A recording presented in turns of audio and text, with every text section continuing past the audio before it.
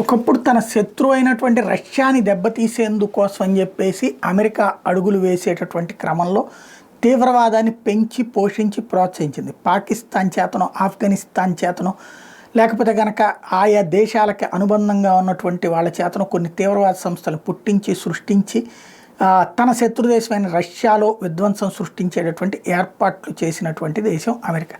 ఇప్పుడు Muslim Brotherhood, అల్ Qaeda ఇట్లాంటివన్నీ కూడా అమెరికా సృష్టించినటువంటి ఉగ్రబోతాలే. కానీ అవి ఏకుమేకై కూర్చుని తమ దేశానికి సంబంధించిన ట్విన్ టవర్స్ను కూల్చేశాక అమెరికా ఉగ్రవాద అంతానికి పంతం బట్టి ప్రపంచవ్యాప్తంగా వ్యవహరిస్తోంది. అందులో భాగంగా ఆఫ్ఘనిస్తాన్ మీద సుదీర్ఘ యుద్ధమే చేసి అక్కడ పాలనని తన చేతుల్లోకి తీసుకుని నడిపించినటువంటిది చూసాం. అయితే ఇప్పుడు కొత్త మలుపులు తిరుగుతున్నటువంటిది ఏంటంటే బైడెన్ వచ్చిన తర్వాత అలాంటి తీవ్రవాద సంస్థల మద్దతుదారులు లేదా అదే తీవ్రవాద సంస్థలైనటువంటి హమాస్, హెజ్బుల్లా, హౌతీ ఇట్లాంటి వాళ్ళకి సపోర్టివ్గా ఉంటూ ఇజ్రాయెల్కి ఒక పక్కన సహకరిస్తూనే ఆంక్షలు పెట్టి ఏడుబించుకు తిన్నటువంటి పరిస్థితి.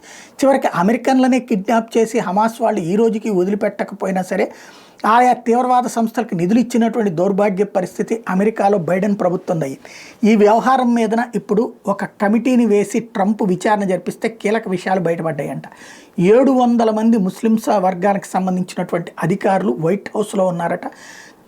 ఈ ఎవరు బైడెన్ వర్గంలో ఉన్నారట. వాళ్ళు ఇచ్చే నివేదికల ఆధారంగానే బైడెన్ నిర్ణయాలు తీసుకున్నారట. వాళ్ళు ఈ అతి తీవ్రవాదం అంటే ఉన్మాదంగా పెరిగిపోయినటువంటి తీవ్రవాదం గురించి డౌన్ ప్లే చేస్తూ అదే సందర్భంలో వాళ్ళు ఆ తీవ్రవాదం వైపుకి మళ్ళడానికి కారణం ఇజ్రాయెల్ అనేటటువంటి కోణంలో నివేదికలు ఇచ్చారట. ప్రపంచవ్యాప్తంగా కూడా ఇట్లాంటి తప్పుడు నివేదికలు ఇస్తూ వచ్చారట. ఈ విషయంలో 700 మంది పనిచేశారట. ఈ విషయం ఇప్పుడు ట్రంప్కి నోటీస్కి వచ్చింది. దాని మీద దర్యాప్తు నివేదికని ఫైనల్ చేస్తున్నారు. నెక్స్ట్ స్టెప్ ఏం చేస్తారో చూడాలి.